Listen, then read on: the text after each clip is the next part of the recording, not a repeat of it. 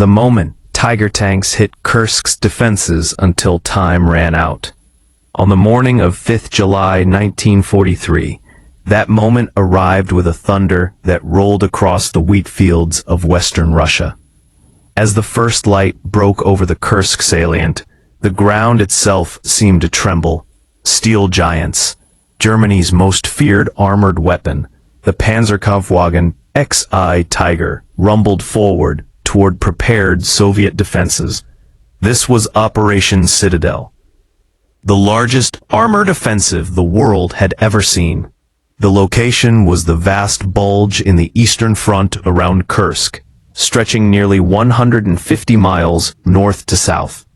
The units involved were elite formations of the Wehrmacht and Waffen-SS, facing the Red Army's deeply layered defenses. Fear gripped the men on both sides. Little did they know that what happened next would become legendary, not for a decisive victory, but for the moment when time itself ran out on Germany's last great offensive in the East. By the summer of 1943, the war on the Eastern Front had reached a critical crossroads. The German defeat at Stalingrad in February had shattered the myth of invincibility. Entire armies had been lost, and yet Adolf Hitler remained convinced that a bold strike could restore the initiative. The Kursk salient, created by Soviet winter offensives, jutted westward into German-held territory. If cut off, hundreds of thousands of Red Army troops could be encircled and destroyed. To achieve this, Hitler committed his best remaining forces. In the north, General Oberst Walter Model's 9th Army prepared to strike south from Orel. In the south, General Feldmarschall Erich von Manstein's Army Group South would attack northward from Belgorod, led by the 4th Panzer Army and Army Detachment Kempf. At the tip of the spear were heavy tank battalions equipped with Tigers, SPZ Abt 503 in the south and SPZ Abt 505 in the north. Opposing them was a Red Army that had learned from bitter experience. Under the direction of Georgy Zhukov and Alexander Vasilevsky, the Soviets transformed the Kursk salient into a fortress. Over 300,000 civilians and soldiers dug trenches, laid more than 500,000 anti-tank mines, and constructed layered defensive belts up to 100 miles deep. This was no trap sprung in haste. It was a deliberate invitation for the Germans to attack. What happened next would test every assumption the Wehrmacht still held about armored warfare. This was no trap sprung in haste. It was a deliberate invitation for the Germans to attack. What happened next would test every assumption the Wehrmacht still held about armored warfare, catching many units just as they were forming up. By dawn, despite losses, the German attack went forward. In the southern sector, Tigers of SPZ Abt 503 advanced alongside Panzer Grenadiers, their 88mm guns scanning for targets. Each Tiger weighed over 57 tons, its frontal armor nearly impervious to most Soviet anti-tank weapons at range.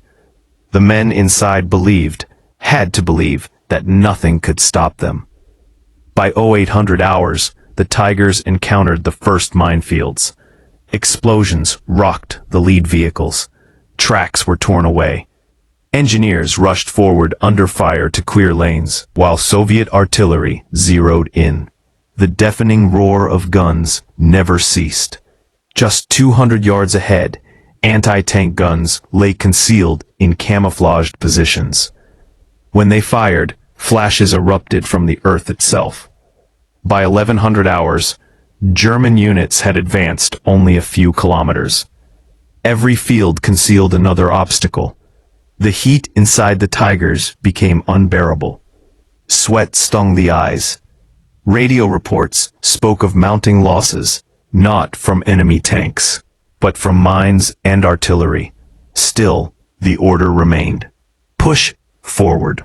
Against impossible odds, the German armor continued to grind ahead, meter by meter, through smoke, dust, and fire. By mid-afternoon, the offensive reached its breaking point. At Prokhorovka on 12th July, one of the most chaotic armored clashes in history erupted. Hundreds of tanks collided at point-blank range. Visibility was reduced to mere yards by smoke and dust. Tigers fired at silhouettes that appeared and vanished in seconds. Soviet T-34s charged forward in waves, intent on closing the distance where the Tigers' long-range advantage disappeared. Fear gripped the crews, ammunition ran low, disabled vehicles burned across the fields. For 3 brutal hours, the battle raged without pause. Commanders struggled to maintain control as radios failed and units became intermingled. The situation seemed impossible. Losses mounted on both sides, but the Germans could not break through. The defensive belts held. At the same time, news filtered down the chain of command that would seal the operation's fate. In the north, Model's attack had stalled completely.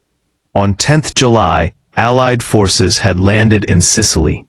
Hitler's attention wavered. Resources were being pulled in every direction. The weight of command decisions bore down on every officer at the front. Little did the men fighting at Kursk know that the clock was already ticking against them. On 13th July 1943, the order came. Operation Citadel was to be halted. The decision was not born of battlefield collapse alone, but of strategic reality.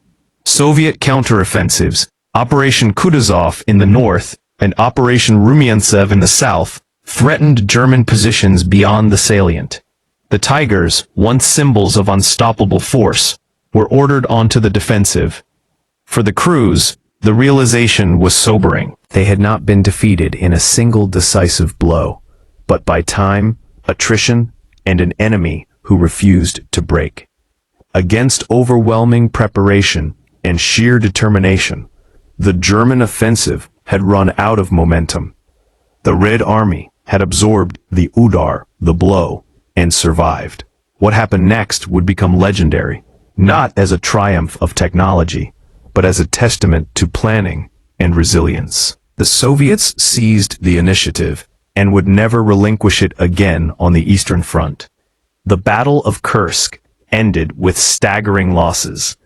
German forces lost approximately 50,000 men and hundreds of tanks and assault guns.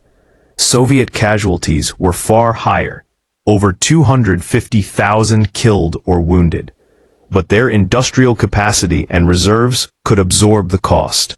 Medals were awarded on both sides for bravery under fire. Yet the strategic outcome was unmistakable. Kursk marked the last major German offensive in the east. From that point on, the Wehrmacht would fight a relentless retreat toward Berlin. The Tiger tanks would continue to fight with deadly effect, but never again as part of a grand offensive designed to change the course of the war. The moment they hit Kursk's defenses was also the moment Germany's hopes began to fade. This was just one of countless untold stories from the Second World War. Subscribe to World War II Records as we continue to bring these forgotten chapters of history back to life.